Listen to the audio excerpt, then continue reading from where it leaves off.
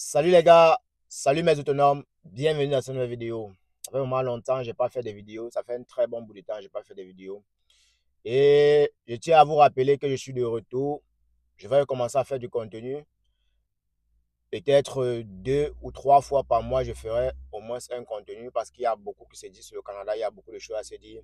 Il y a beaucoup de gens qui ont besoin des informations et d'avoir des réalités qui se vivent vraiment sur le terrain. Je tiens vraiment à recommencer à faire du contenu par rapport à ça. Et ce qui a fait un peu mon absence, c'est que vraiment, j'étais vraiment dans un moment très difficile, très compliqué de ma formation. C'était très, très important pour moi d'être plus concentré sur ce que je suis venu ici. Donc, du coup, cette étape-là est un peu passée. C'est déjà un peu derrière moi.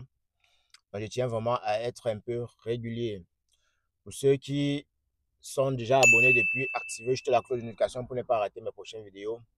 Pour ceux qui ne sont pas encore abonnés, abonnez-vous les gars parce que je vais vous parler du contenu, je vais vous donner du contenu, je vais vous parler des réalités, de ce qui se vit et de ce qui se fait au Canada.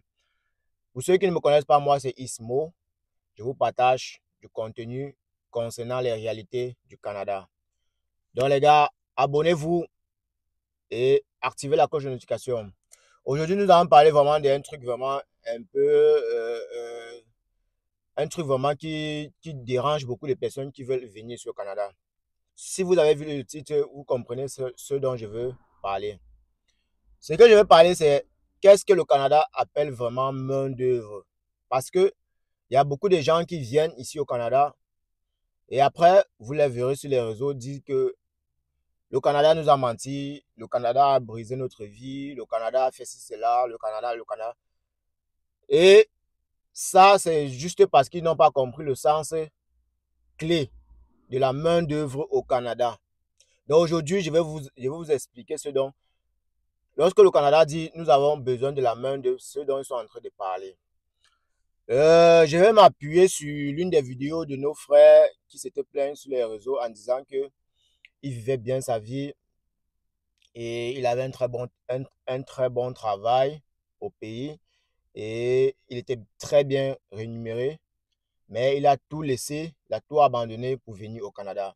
Aujourd'hui, il ne parvient pas à poursuivre son rêve canadien, il souffre vraiment et, et il a fait cette vidéo pour sensibiliser les gens.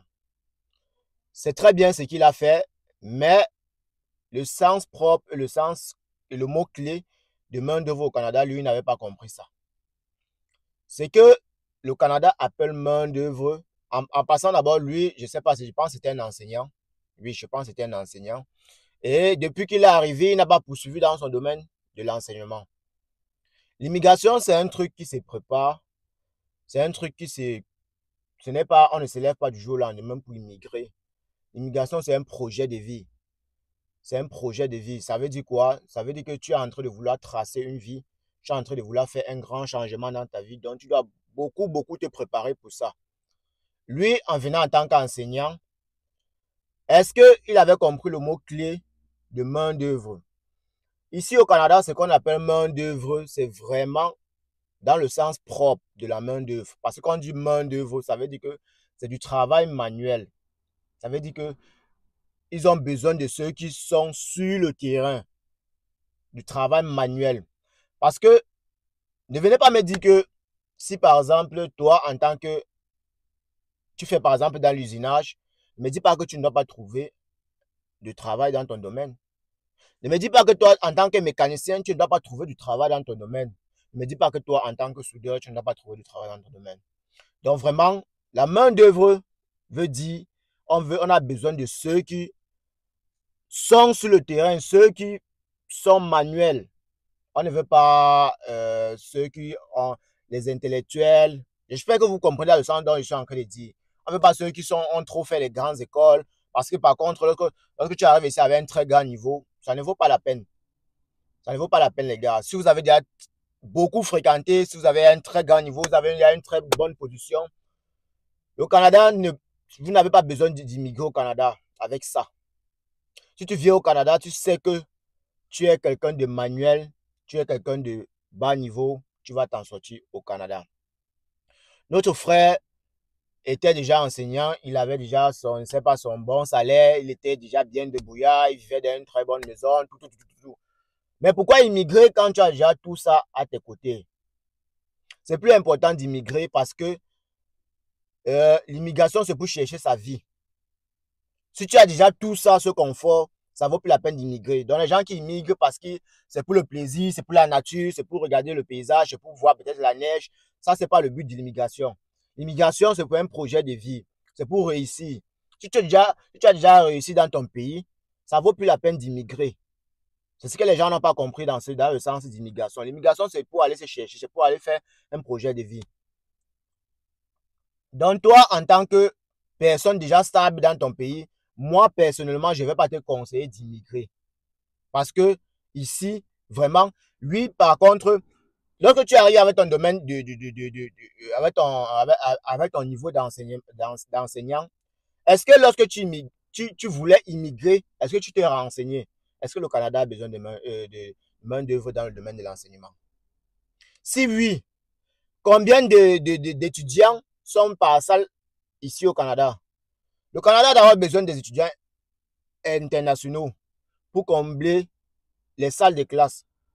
À plus forte raison, combien de fois ils vont avoir besoin des enseignants? Il y a ces questions qu'il faut se poser.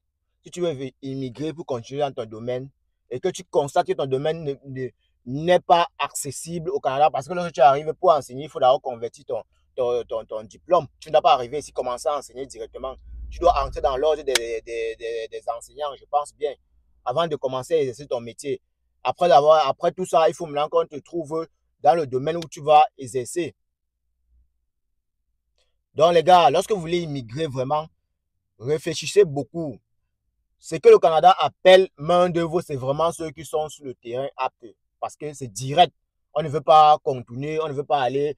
Vous êtes des avocats, vous êtes des comptables, vous êtes ceci, cela. Non, on ne veut pas des trucs comme ça. On veut les gens qui travaillent manuellement. Donc, si toi, tu es dans un domaine que tu constates que, avant, même les main-d'œuvre manuelles que dont je parle, il y a certains poignées qui ne sont pas accessibles. Vraiment, il faut chercher. Avant d'immigrer, il faut vraiment réfléchir, il faut vraiment se poser des bonnes questions. On ne se lève pas du jour au lendemain pour immigrer, les gars. Donc, sur ce, on dit, les gars, réfléchissez beaucoup. C'est un projet de vie. Et planifiez. Ne vous levez pas seulement, vous dites que je vais voir la beauté du Canada, je vais cela, je vais immigrer. Sur ce, les gars, on dit à la prochaine. Abonnez-vous. C'était Ismo. Voilà.